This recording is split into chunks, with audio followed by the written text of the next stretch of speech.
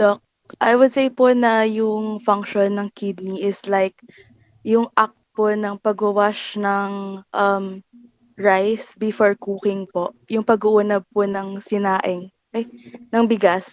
Mhm. Because it acts like a filter. So if the kidney is well functional, um, wala pong sasamang large molecules or yung mga bigas dun sa dumadaloy na tubig.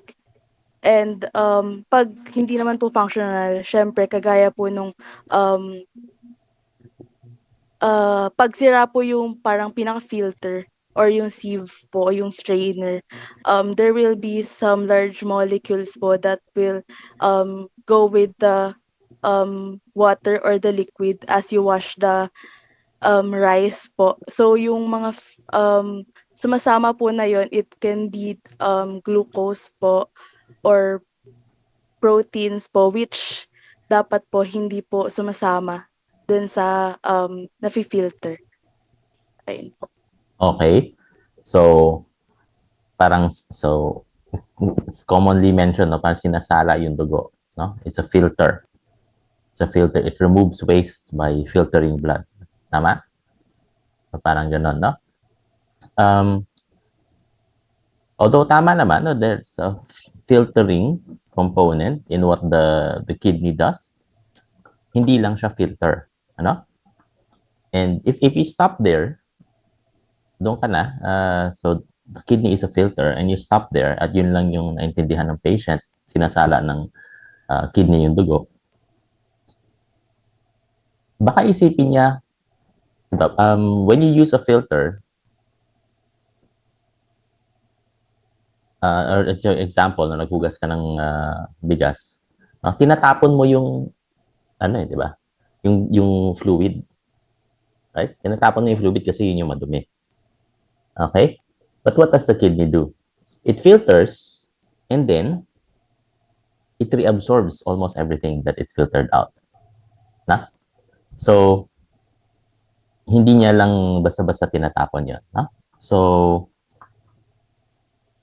perhaps a more complete explanation would be that binabalanse ng kidney, binabalanse ng bato yung tubig at yung asin sa dugo.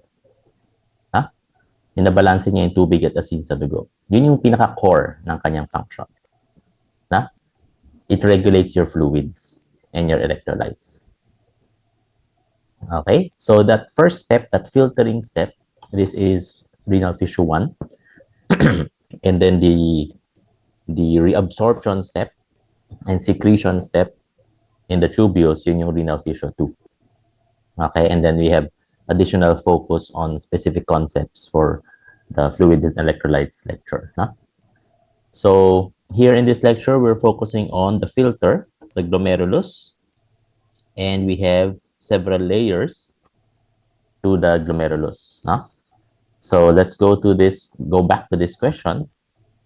Which layer consists of epithelial cells with interdigitating food processes that create filtration slits? No? So, pwede to textmanship. No? If you know a little bit of Latin, no? Foot processes, ano ditong merong pangalan niya related sa paa? No? Ito, no? Podocytes. Okay? So, di ba sa, maybe you've encountered the term podiatry, di ba, mga specialists for diseases related to the foot, no?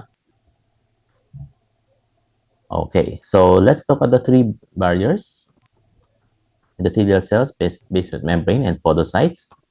And the lecture goes into detail on on their specific function and features. But if we were to generalize, as we go down the three layers, so endothelium, basement membrane, podocytes, what's happening here is that the pores, the holes, kasi filter yan, di ba? So, kailangan may butas. The holes get smaller and smaller. So, pinakamaliit sa podocytes. No? So, this is the filter of the podocytes. Okay? So, this is the filtration slit diaphragm. So, paliit ng paliit yung butas of ng filter. And then in all layers, you have a negative charge. Okay, a negative charge. Sige. Any questions so far about the layers? Sige, let's move on to another related question. So, what is the primary role of the glomerular filtration barrier? So, as was mentioned kanina, in the description of what the kidney does, but there are some things that should remain inside the filter, and there are some things that should go out of the filter. Okay, so the glomerular filtration barrier is a size and negative charge selective barrier. It's a size and negative charge selective barrier. So it filters out not just by size, but also by charge. Okay, so let's talk about the other options. The first one, to secrete renin in response to low blood pressure. Papag-usapin natin yan dito sa next question. So it's not the barrier, no? It's a different component. And the next, this other choice, to provide passage for red blood cells into the tubule. Maling-mali yan, no? Because what does the filtration what should not pass through the glomerular filtration barrier? Sige nga, what should not pass through the glomerular filtration barrier?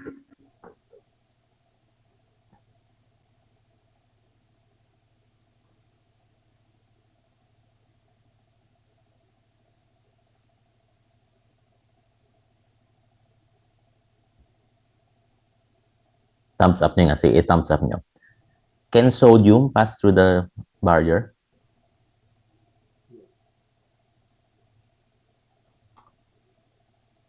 Can sodium pass through the barrier? Do the search as a barrier.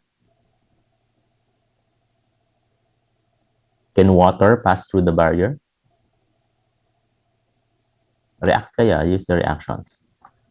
Okay. Marami nagsasabi, water can pass through the barrier.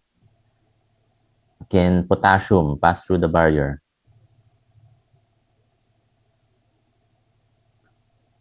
Can glucose pass through the barrier? Oh, hindi kayo sa water lang kayo nag-thumbs up.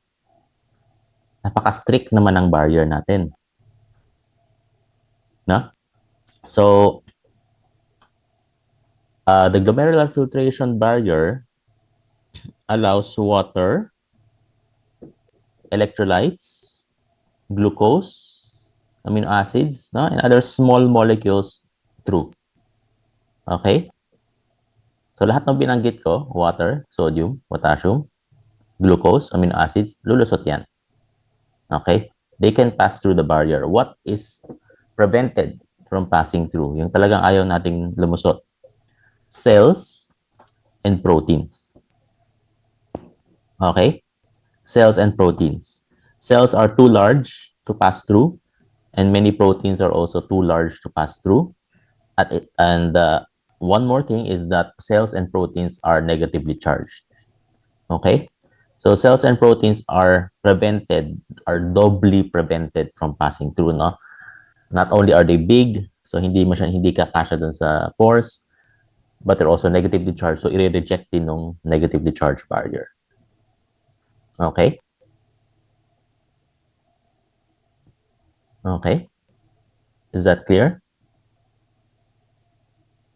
Sige. So here in this illustration, we have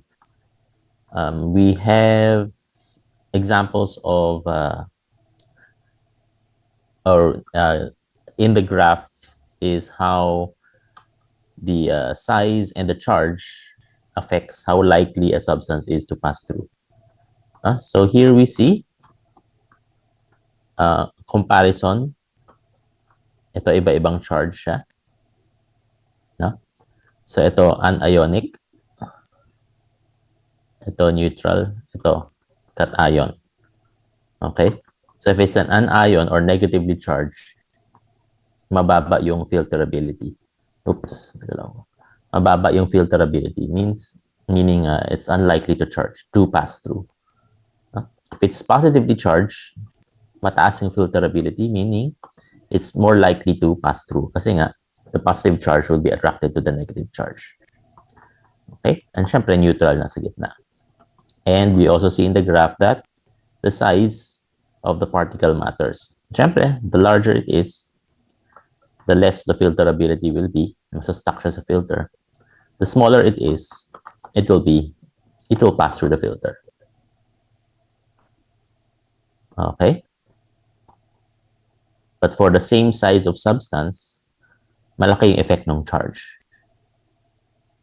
Kunyari, three substances na 22 angstroms.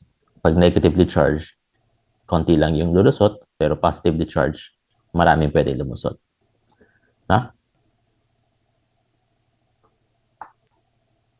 Okay. Sige, ito na yung juxtaglomerular. Sige. Any questions about the filter?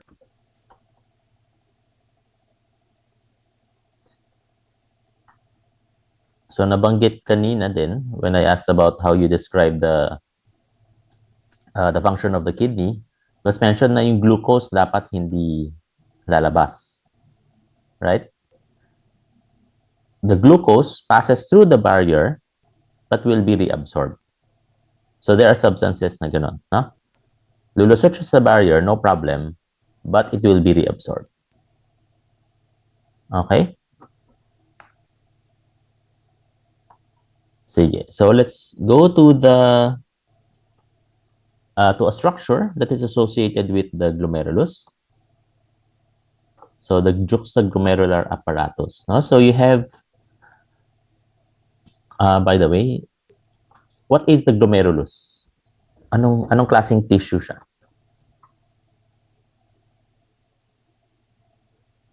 The bulk of it is what kind of tissue?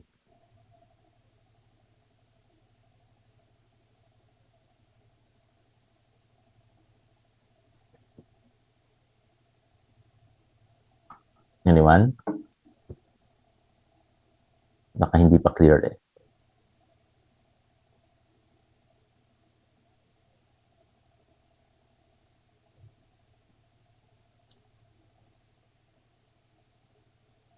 Anong klaseng tissue yan? Yan, sa picture. Ano to? Ano yan? Clue, nakalagay na nga letter C. Capillary po. Capillaries. Okay? Capillaries, no?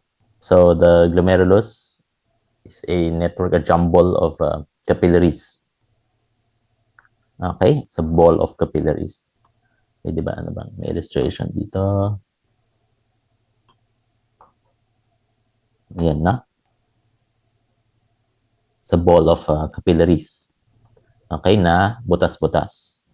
So, it can serve as a filter. Okay, and surrounding those capillaries, of course, you have some cells and other structures. Yan, no? So, the mesangium is the material around your capillaries, your glomerular capillaries. You have cells and a mesangial matrix. So, it can regulate the function of the capillaries. And then you also have other components important for controlling or regulating the function of the flow in the capillaries. Now you have the juxtaglomerular apparatus. Okay, so going back to this question, in the juxtaglomerular apparatus, which cells function as chemoreceptors that monitor the sodium chloride function of the tubular fluid. So among the three, the answer here is this one, no? Macula densa cells. Okay, the macula densa cells. And what is the function of this juxtaglomerular apparatus? So yes, the macula densa cells will detect sodium chloride in the tubules. What's the function? It's related to the tubuloglomerular feedback. Okay, the tubuloglomerular feedback. So what is tubuloglomerular feedback? Okay. Saan yung feedback? Slide on feedback. Natin slide on feedback.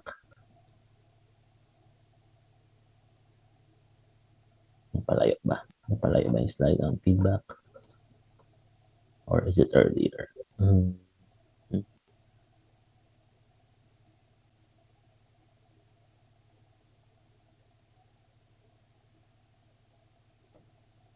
No.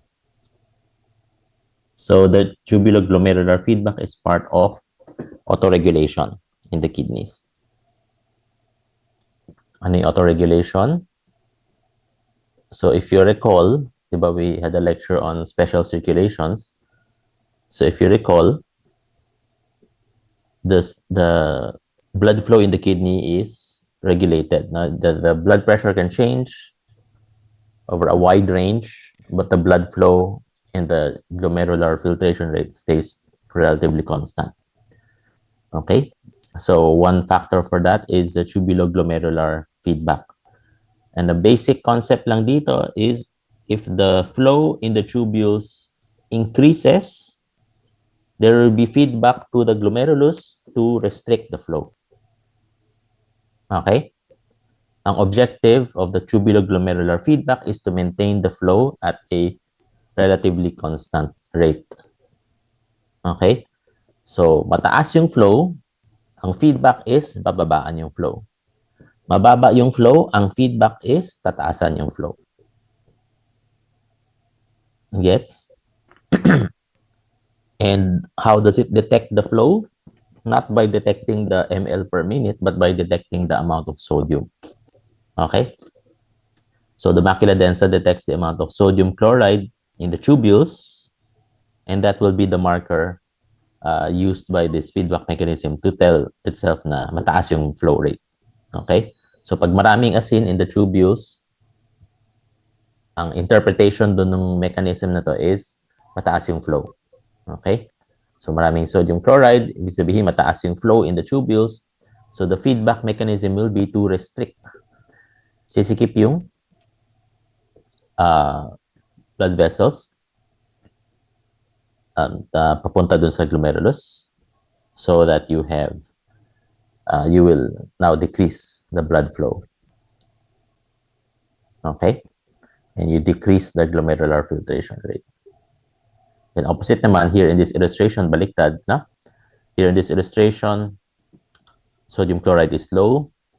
So ang gagawin niya is to decrease the afferent arterial resistance. Luluwag yung vessel papunta sa glomerulus. So you increase the flow in the glomerulus and also sisikip yung flow, yung blood vessel leading to the exit of the glomerulus. So maiipon dun yung blood so that you have more fluid in the glomerulus. No? Tataas yung flow sa glomerulus. Okay, so going back to the question, what's the physiological response when it senses an increase in sodium chloride delivery? Okay, so the answer, of course, would be constriction of the afferent arteriole. Okay, so mataas yung blood flow, taas yung filtration, and you want to reduce the filtration by constricting the afferent arteriole. You constrict the blood vessel going into the capillary to reduce the flow. The other options, if you constrict the efferent arteriole, the efferent arteriole is the blood vessel exiting or allowing blood to exit the glomerulus. Kung sumikip yun, traffic palabas, so the blood will accumulate in the glomerulus and you have more flow, no? So you don't want this. Systemic vasodilation, drastic naman masyado systemic vasodilation, no? So tubuloglomerular feedback is concerned mainly with blood flow in the glomerulus. Then dilation of the afferent arteriole is opposite, no? So you don't want that.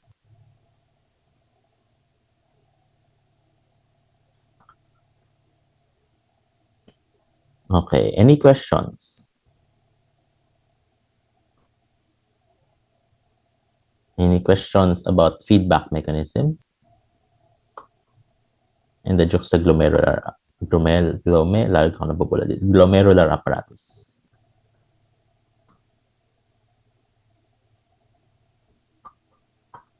Okay, so moving on. So we've been talking about the blood flow. We're talking about blood flow to the kidneys and also about the filtration rate in the glomerulus. No? So those are two very important parameters that the kidney needs to regulate. Okay? Renal plasma flow or renal blood flow, and also the glomerular filtration rate.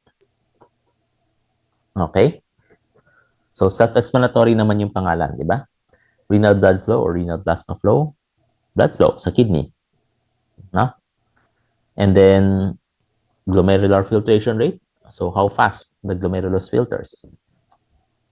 Simple naman, no? Nandun na sa pangalan yung meaning. And since these are important parameters, clinically, it's also important to measure them. Okay? And we use certain chemicals as markers to help us measure the renal plasma flow and the GFR. Okay, so ito, to measure the renal plasma flow, you have para-aminohippuric acid. And then to estimate the GFR, we use creatinine. Okay, so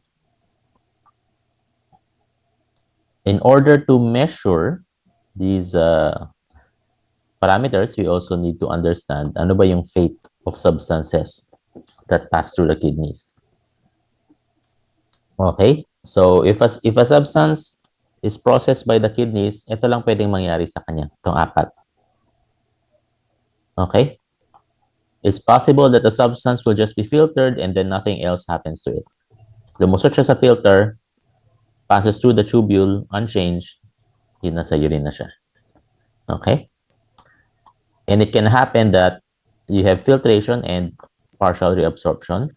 So a substance passes through the filters, a little bit or some of it gets reabsorbed, and then the rest, iihi mo na, urine. Pwede rin that you have filtration, and then 100% goes back to the blood, is reabsorbed, and then nothing comes out in the urine. Now, an example of this would be your glucose and your amino acids. Okay, it passes through the filter, completely reabsorbed, so wala nang lalabas sa urine. And then the last possible thing that could happen is you have filtration, so the substance passes through the filter, and then more of the substance is added, is secreted in the tubules, no? So nadagdagan pa yung laman nito, and then ihiin mo. Okay? So these four things can happen to a substance as it passes through the kidney. And with this concept, we can also use, if we understand how a substance is processed by the kidney, we can just measure the amount of that substance in the urine, and then we can now use it as a marker for either the GFR or the renal blood flow. Okay, so going back to these questions, now why is para-aminohippuric acid used to estimate the renal plasma flow? So your para-aminohippuric acid, so kahit tanggalin mo yung pangalan na to, like what should be the fate of a substance for it to be a good marker for blood flow? For what happens here, dito, sa blood flow. Sino dito si para-aminohippuric acid?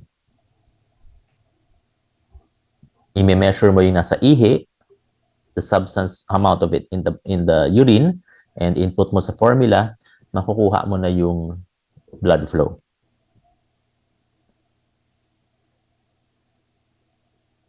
Alin dito? Sige nga, type nyo nga sa chat. Is it A, B, C, or D?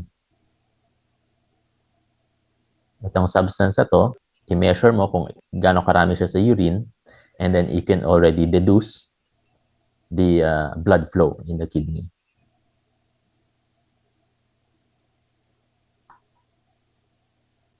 Okay?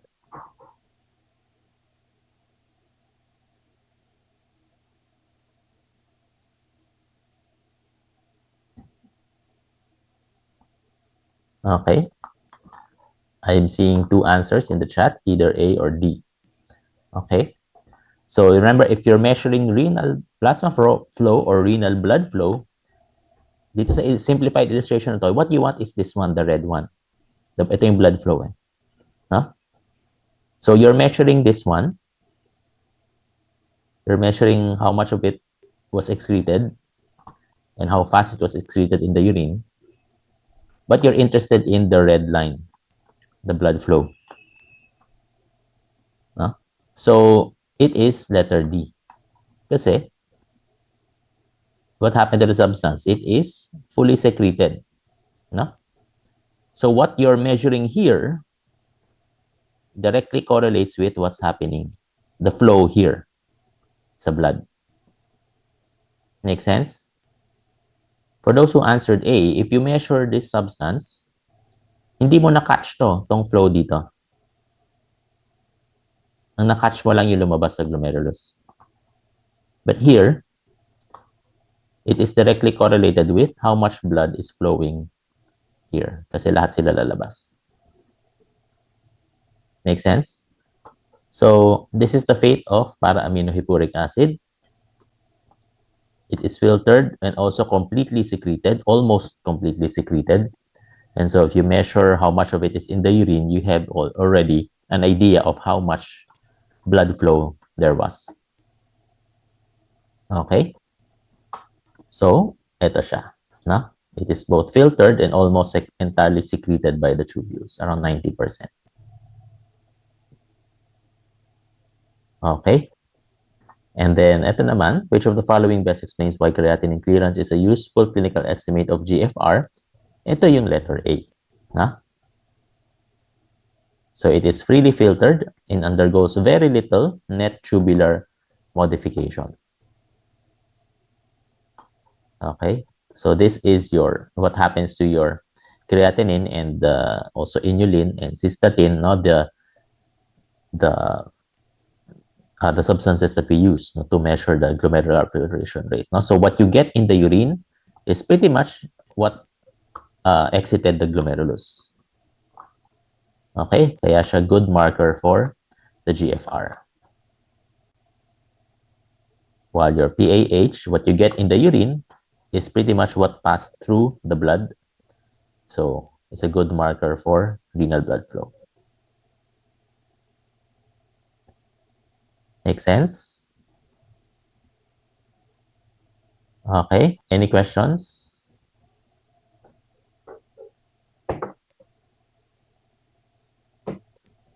Any questions? Yeah, kung walang questions. Wait lang.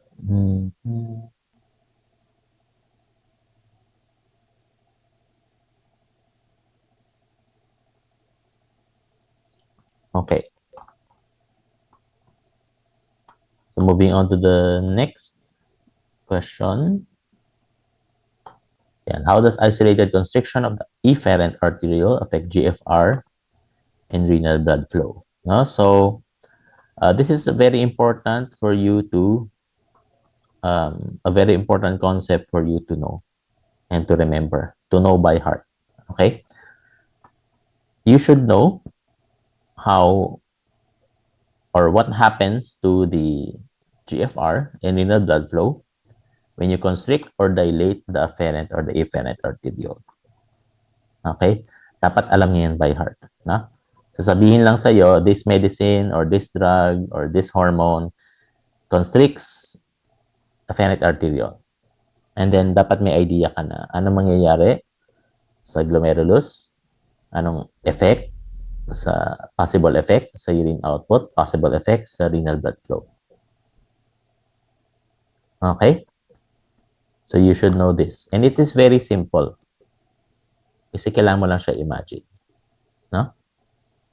You have blood going in through the afferent arteriole and blood going out through the efferent arteriole. Okay? If you constrict the afferent arteriole,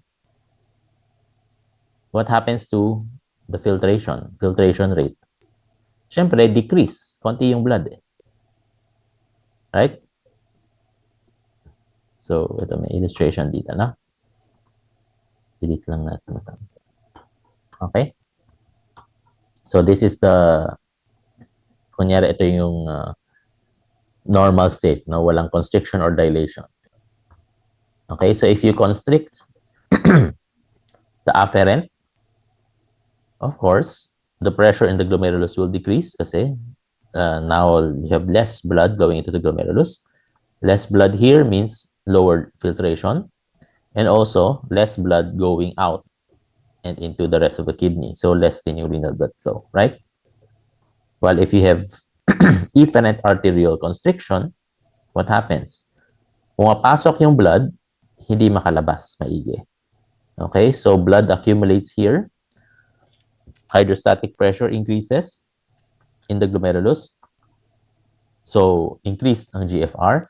But because the exit, the efferent arteriole is constricted, traffic, no, blood flow, renal blood flow decreases. Make sense? Okay. What if you have constriction of the afferent and dilation of the efferent? No? So, dalawa nang nangyari. Now, you have constriction of the afferent and dilation of the efferent. Because of the constriction of the afferent, of course, less blood goes in. So, GFR decreases. But because of the dilation of the efferent, so even though less blood is going in, they can still exit, no problem. So, blood flow can still increase. Renal blood flow can still increase. Okay? Ay, sorry. I think this is, hindi. Hindi pala to constriction ba to? Yeah, parang constricted naman siya, no? Okay. Or is it just... Ay, hindi. Sorry. This is isolated, dilation. Sorry. So this is dilation of the efferent, no? Dilation of the efferent arteriole, isolated dilation of the efferent arteriole. And so GFR would still decrease, no?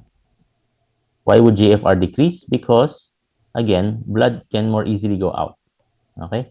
Blood can more easily go out, no? So GFR will decrease, but because there's dilation, so blood can easily go out and go to the rest of the kidney, so blood flow increases, no? Ito naman is isolated dilation of the afferent. And here, you have increase in GFR. Again, more blood is going in. And even if the efferent did not dilate, no, as long as it did not constrict, you can still have increase in renal blood flow. Okay? Pag combination na merong nag-constrict, merong nag-dilate, merong nag-constrict, and then it would depend on the relative rates, relative constriction and dilation nila. No, kung ano yung mas nag-constrict. There are some hormones din kasi that yes, they can constrict both, but it preferably acts on something, or it can dilate both, but it preferably acts on one end. No? But this is the basic concept. You just try to imagine, you try to imagine a room na may dalawang door. No? Or kalye na may dalawang may entrance, may exit. Okay? And try to imagine what happens inside if you open one gate. What happens inside if you close the gate or narrow the gate. Okay?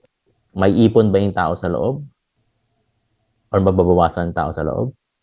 Makakalabas pa rin ba sila? Or may ipon sila? Yun. Mas marami bang pwedeng lumabas, mag-exit? Mas marami ba yung nag-exit kaysa yung nag-enter? Yun. Na? So, you just try to imagine that scenario. Okay? May pumapasok, may lumalabas. Pag nagdagdag ka ng pintuan, nilakihan mo yung bukas ng pinto or sinara mo, syempre mag-iiba yung flow ng tao sa loob. Right? Okay? So, why would adjusting the blood flow inside the glomerulus change the renal blood flow?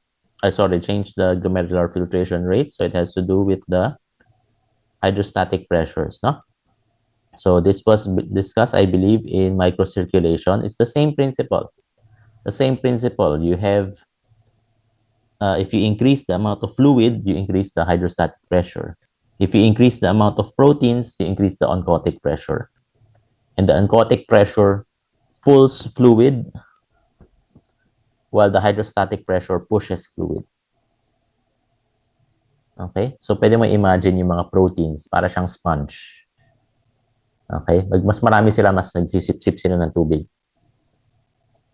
Okay? Pag nabawasan yung proteins, nabawasan yung sponge, so wala nang masyadong maghihigop ng tubig. Okay? So, ideally, we said that the glomerulus will prevent proteins from passing through. Although, of course, syempre, if there's a problem with your glomerulus, nakakalusot yung proteins, then the oncotic pressure inside the glomerulus could decrease. No? And then we also have, so the blood will be exiting the glomerulus, going into the Bowman's capsule. So here, so you have the hydrostatic pressure here, but it typically does not significantly prevent the flow of fluid exiting the glomerulus. But if it is blocked, say meron kang stone, kidney stone, blocking the flow of urine, so pwedeng maipon dito yung urine and prevent filtration. No? Sige. So, for more details, yan, medyo maraming slides yan. Inisa-isa yung pressures. Okay? Yan. So, just go through it. Okay? Going back to the question. So, constriction of the efferent arteriole. So, efferent is the exit. Okay? Constrict may exit, may ipon sila sa glomerulus. So, GFR will increase.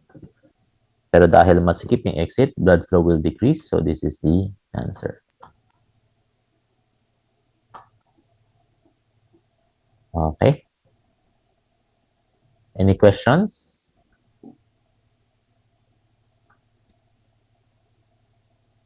Okay. Kung walang questions, let's go to the next one. Which hormone released when blood volume is low dilates the afferent arteriole to help maintain renal blood flow? No? So, given this lecture, we mentioned several different hormones. No?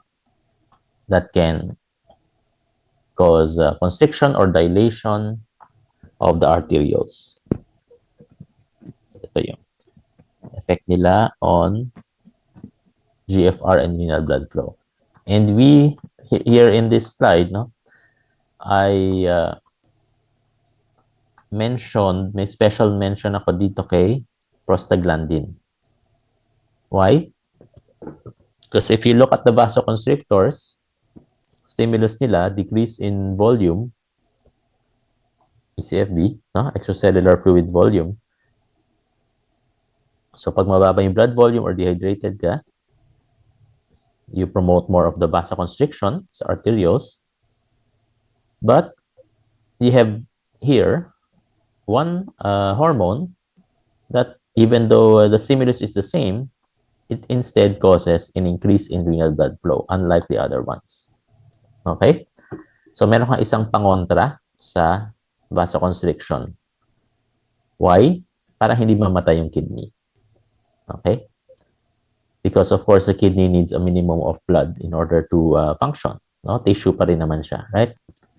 So, this helps counteract the vasoconstriction that can happen if the blood volume is low or if there is more stress in the body in general. No?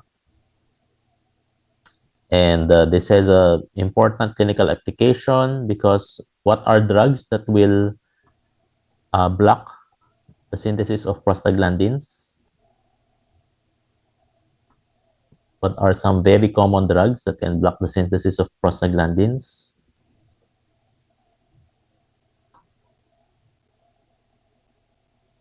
Ano yan? Probably nainom nyo na yon once, at least once siguro in your life. Sige nga, lagay nyo nga sa chat kung alam nyo. NSAIDs, no? The typical painkiller. Mefenamic acid, ibuprofen, gano'n, no? Okay? So, your NSAIDs, non-steroidal anti-inflammatory drugs like ibuprofen, they block the synthesis of prostaglandins. That's why there are cases where people take the painkiller and then they get acute kidney disease, no, or acute kidney injury. Kasi baka meron na silang pre-existing kidney problem, so maybe the kidney is no longer, maybe the blood vessels in the kidney are no longer functioning very well, and then you have uh, a drug that blocks this, in which cause, if you block this, so you cause even more vasoconstriction, so you decrease even more the blood flow to the kidney, leading to an injury, no, acute kidney injury. So you should be careful with giving prostaglandins to patients who might be at risk of kidney disease, or maybe who have already have kidney disease. Okay? Although si paracetamol, pwede naman siya. Because its mechanism of effect is different. Mechanism of action is different. Okay, any questions dito? So many of these, pabanggitin ulit later in the future lectures. Many of these hormones. Okay. Next question. If the clearance of a substance which is freely filtered is less than that of inulin, okay, balik tayo dito. Na? Sa illustration na to. If the clearance of a substance which is freely filtered is less than that of inulin, what does that mean? So, first need to know what is inulin. And if you recall what I mentioned earlier, inulin is one of the substances that we can use to measure the GFR. So, letter A, si inulin. Okay? It is filtered and nothing else happens to it. Okay? So, if you have the clearance of inulin, and then you have a substance that is also freely filtered, but the clearance is less. And what's happening to it? Huh? What's happening to it? So if it's less, so if the substance is filtered, but there's less of it going out than what is initially filtered, then what happened? May bumalik, may reabsorb. Okay? So the answer here is letter A. Do you understand? Kasi si inulin, ito lang. Right? And then you have this mystery substance whose clearance is less than that of inulin. No? So it's freely filtered, lumusot siya dito, pero may bumalik ulit. That's why you have less, the clearance is lower than that of inulin. Gets ba yan? May iba pang nangyari sa kanya sa tubule. Because if it is only filtered, then dapat pareho sila ni inulin.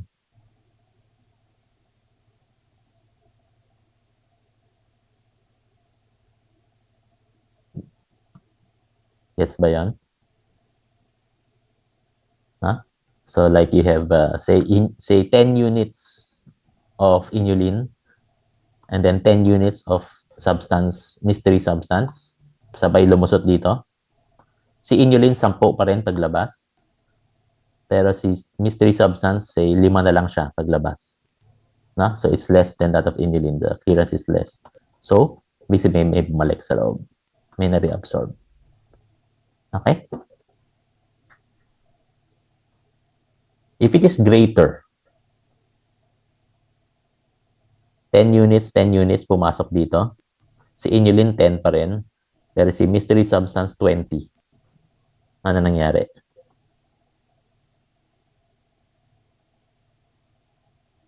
Nadagdagan siya. Ito, no? So if the substance is greater, if the clearance of the substance is greater than inulin, then you have secretion happening. nadagdagan.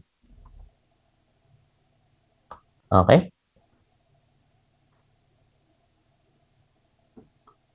Sige. Any questions for this? Okay, and then we have a computation of the creatinine clearance. So, luma na tong formula na to. And typically, what is used is the estimated GFR. You have so many apps for calculating the estimated GFR, no? Pero app na yung gamit kasi masyado ng complicated yung formula at mahirap i-memorize yung mga constant values. Okay? But if you don't have that, no, you can still use this. It can still give you a more or less workable figure naman. Okay? So this is a formula used to compute the creatinine clearance. And what is the creatinine clearance? Sabi natin, si creatinine, di ba, is again, a substance that is filtered and then halos wala nang nangyayari sa kanya sa tubules. Pwedeng may konti pang reabsorption secretion pero minimal. No? So it's a good enough measure of the creatinine clearance of the GFR. I mean, so creatinine clearance is a good enough measure of the GFR. Okay, that's why we compute. That's why we measure the creatinine in patients with kidney problems.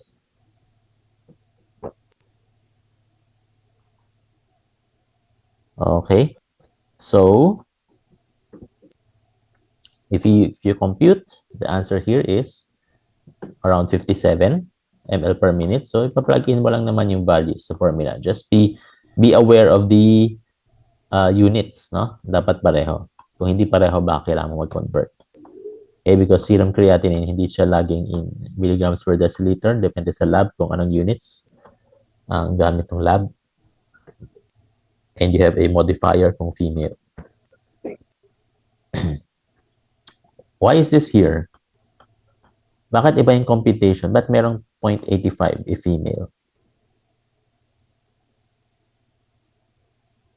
What's the rationale behind this?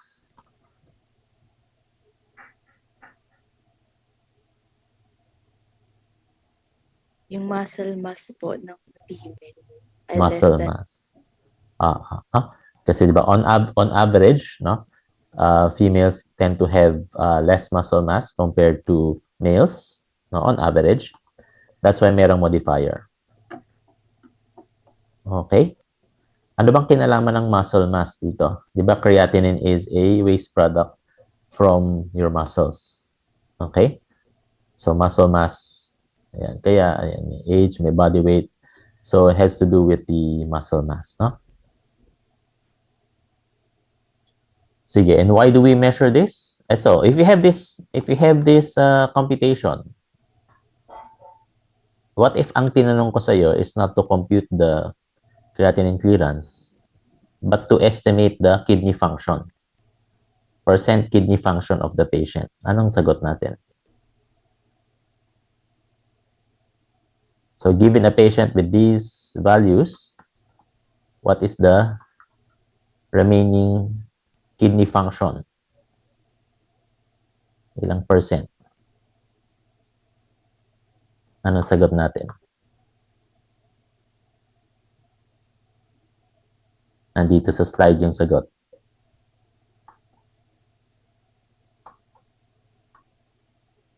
Ano sabi sa slide natin? Kidney function correlates with GFR. So what your GFR is more or less also the percent of your kidney function remaining.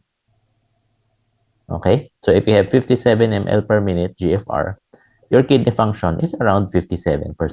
Sabihin na natin around 60%. Okay? Now that's why it's a useful measure. So any questions? Any questions? Sige, try nyo nga sa EGFR app, EGFR calculator, kung pareho yung value na makuha nyo. open a browser or maybe you already have a medical calculator installed sa cellphone nyo.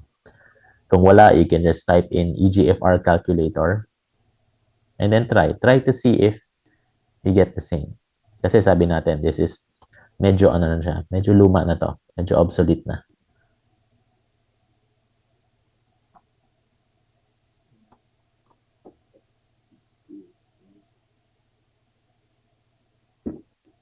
Sige, kung meron nang nakakompute, pakitype nga sa chat yung sagot.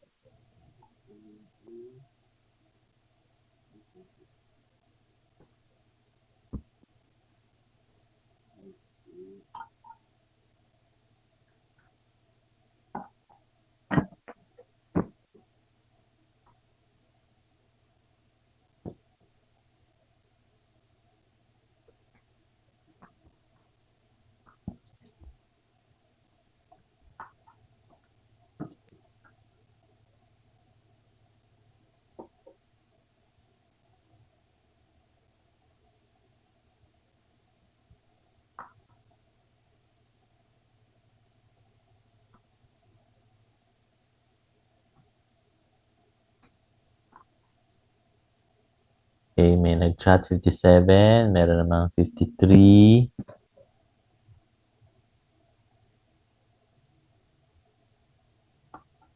Siguro, you notice no, when you search EGFR calculator, marami ding lumabas na different kinds of calculators. Ano?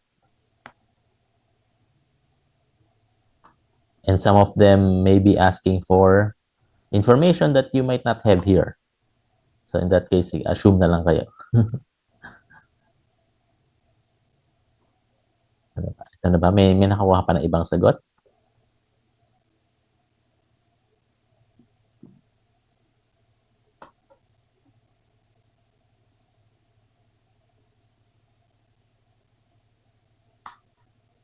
Okay.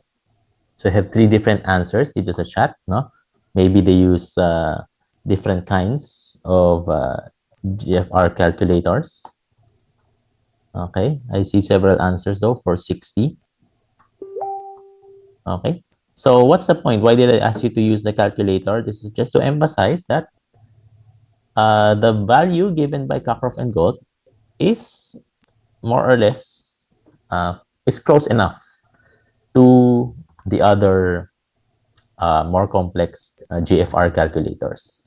Okay, so if you have nothing else that you can use, no, you can still use the Cockcroft and Gold formula, but you have the calculators available. Better to use the calculators for a little bit more accuracy. Okay, no, and then this graph is just showing how close the GFR is to the how close the creatinine clearance is to the actual GFR. Huh? That's why we can use creatinine as an estimate of the GFR. Okay, any questions? Any questions for part 1?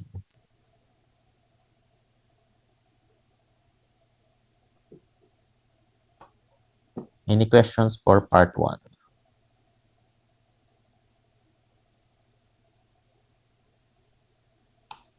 Meron sa chat.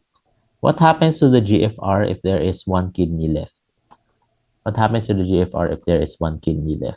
Okay, so in the first slide of the lecture, we mentioned that there's around 1 million nephrons in each kidney, and it does, however, the nephrons generally do not regenerate, no? But the 1 million nephrons in each kidney is enough. There's enough backup capacity. Now you have enough backup capacity sa iyong nephrons. Even though if you lose one kidney function mo would still be normal. Okay? So, yung image natin dito, sana yan? Ito, no?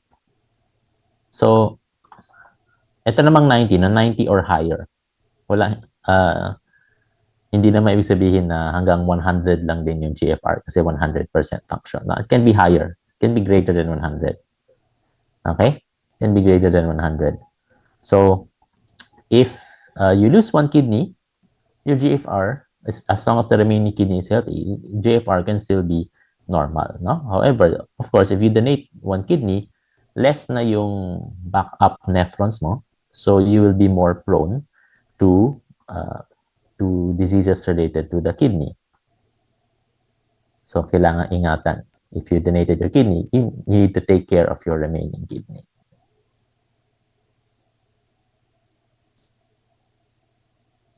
Okay.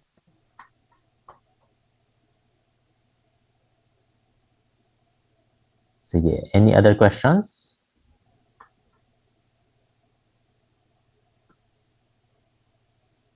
Questions pa? Any questions?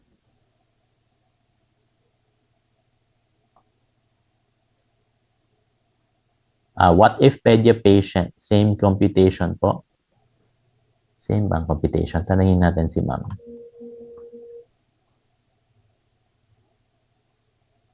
Wala namang kasing, wala namang, in the EGFR calculator, meron ba na-specify na, choose kung pedia or hindi?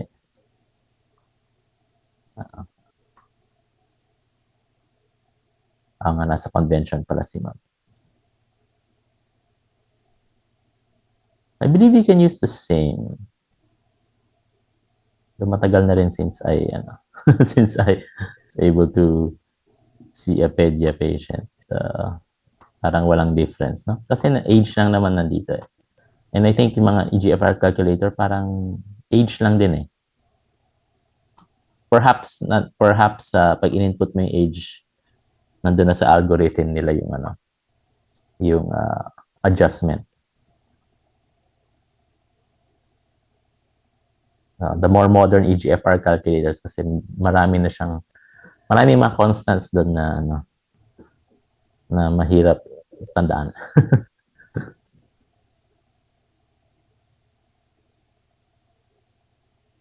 Okay. Any other questions?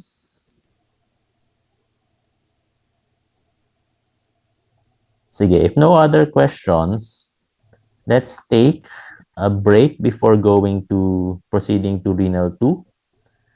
Maybe we can resume siguro by 9:45 so that those who have not yet watched the video pwedeng ihabon yung times 2 nyo. Na? Sige, so let's resume 9:45. Okay? Sige, para makarelate naman